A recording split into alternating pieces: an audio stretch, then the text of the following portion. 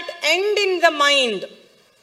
అంటే మనం end goal ఏమనుకుంటున్నామో అది ఇప్పుడే మన మనసులో ఉండాలి, మన మైండ్లో ఉండాలి. Have that end in your mind అనగానే ఇప్పుడు మీరందరూ ఎండ్ అనగానే ఆ నలుగురు సినిమా, ఒక మనిషి పాడె మీద ఉన్నాడు, నలుగురు మోసుకెళ్తూ ఉన్నారు, కొంతమంది తిడుతున్నారు, కొంతమంది మహానుభావుడండి, మహారాజండి, మహారాజుగా బ్రతికాడు, చాలా గొప్ప ఆవిడండి, అది ఆలోచిస్తూ ఉండుంటారు. Yes, of course yes, we have to have that end in our mind.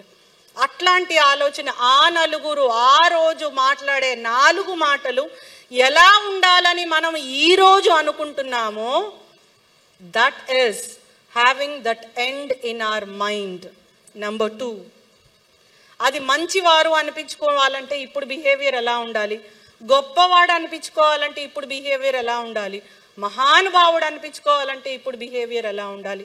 నాకేం అవసరం లేదండి, నా మనసుకి నేనేంటో తెలిస్తే చాలు అంటానికి ఇప్పుడు బిహేవియర్ ఎలా ఉండాలి. వాట్ ఎవర్ ఇట్ ఈస్, అందరు అట్లానే ఆలోచించాలని లేదు, ఎవరి ఆలోచన ధోరణి వారు, ఏది తప్పు కాదు, ఏది కరెక్ట్ కాదు. Everyone has his own life style.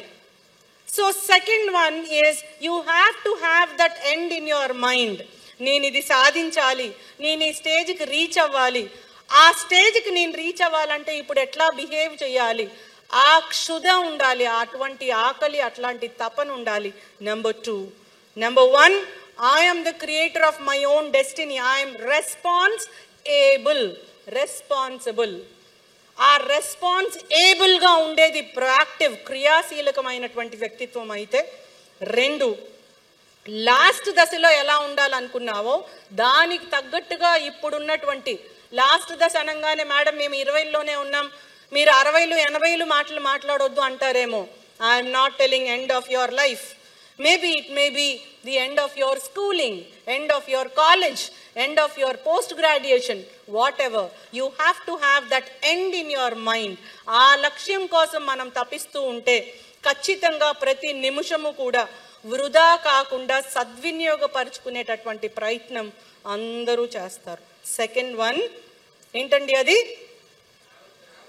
End in your mind.